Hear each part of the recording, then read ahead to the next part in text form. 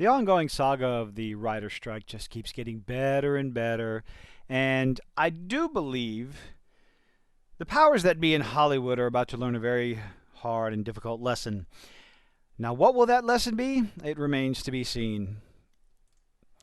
In this article from Collider, SAG-AFTRA, Screen Actors Guild, unanimously votes to authorize strike if upcoming negotiations fall apart. First of all, I hope, beyond hope, the negotiations fall apart because I want to see the Screen Actors Guild go on strike. Because if they do, one of two things is going to happen easily.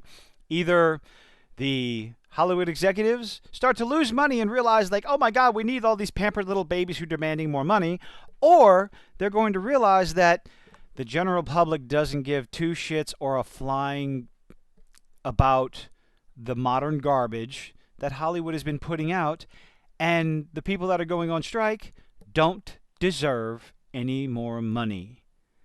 But let's see what the Collider has to say. Negotiations will begin in June as the Writers Guild of America continues to strike, and nothing of value was lost.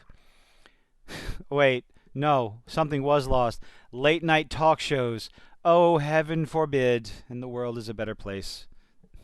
Yesterday, the National Board of the Screen Actors Guild, American Federation of Television and Radio Arts, SAG-AFTRA, unanimously agreed that members of the most prominent performers guild in the U.S. should vote in favor of a strike if negotiations with the Alliance of Motion Picture and Television Producers fail next month. Do it. Do it, you cowards. That means if studios refuse to offer fair wages, bullshit, you're getting overpaid anyway, and protection, overpaid for writing trash. That's it.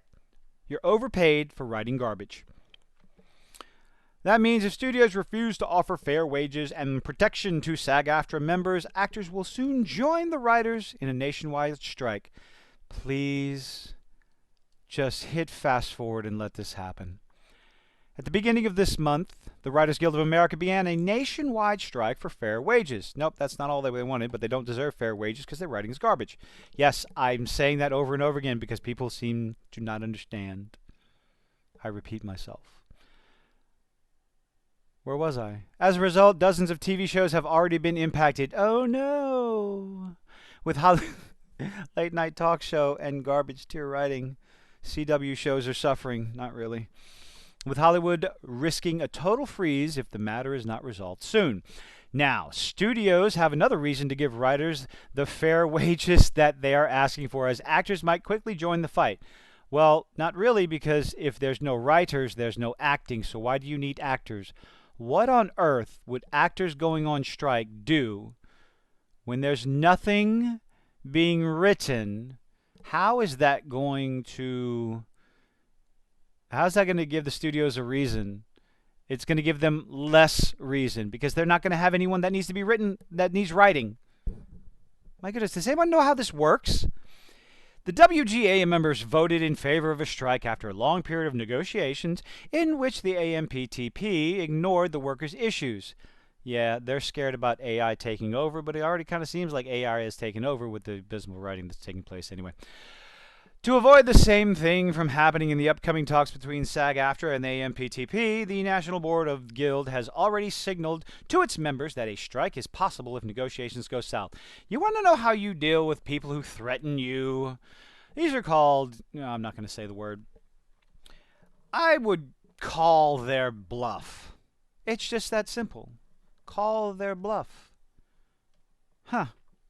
National Board of the Guild has already signaled the members to a strike. Oh, I read that already.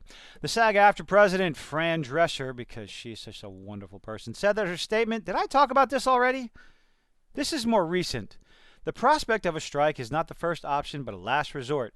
As my dad always says, better to have and not need than to need and not have. Okay, everybody's dad says that.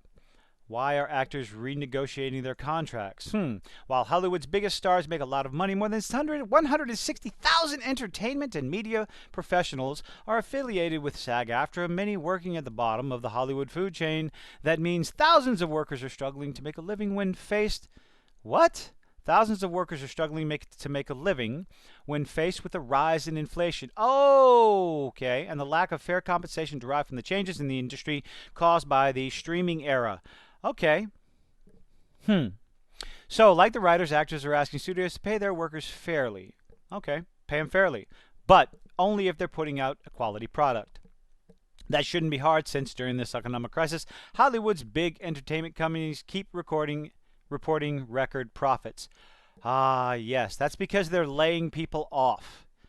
They're getting big, massive profits because they're laying people off. If you don't like it, renegotiate your contracts, go work somewhere else. Find, I mean, what'd they say? Learn to code. Instead of trying to negotiate a deal with AMPTP and then discussing the possibility of a strike, SAG-AFTRA has decided to bring the potential of actors leaving the set to the table. Considering how AMPTP refused to negotiate with the WGA, the Actors Syndicate is not wrong, as they need every leverage they can get to be listened to by the studios. So while it's still too soon to tell if SAG-AFTRA will go on strike. Do it, do it, do it. Negotiations begin with SAG-AFTRA and AMPTP. Begin on June 7th. Oh, I will be waiting on pins and needles. It'll be so exciting. Collider will keep reporting. Of course you are. Of course you will, because you need clicks. SAG-AFTRA votes to authorize strike if upcoming negotiations fall apart. Oh, please, give me, give me, give me. I've mentioned this before, and I will mention this again. This will do nothing less than usher in the Iron Age, as other more prominent and more popular YouTubers have put it. Razor Fist. The Iron Age, it's not pretty, but it will stand the test of time because it is created with love and passion and knowledge and people who actually care about the industry, about the entertainment industry, whether it's comics, movies, video games. The independent scene is gaining popularity. And something like this will simply push normies onto social media, where they will discover more and more independent creators and figure out, well, this is better than the drivel that's on TV. So many people are cutting the cord over and over again that, like, I cut the cord years ago. I don't watch mainstream television. I don't watch cable. I spend my time online. I go to the movies. This will not bode well, in my opinion, for Hollywood. People will find better forms of entertainment. They already have.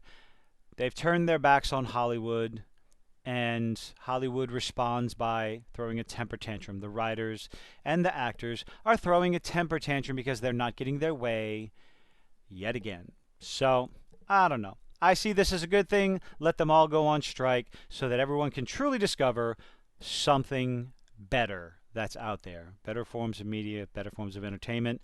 But that's all. I'm going to stop rambling.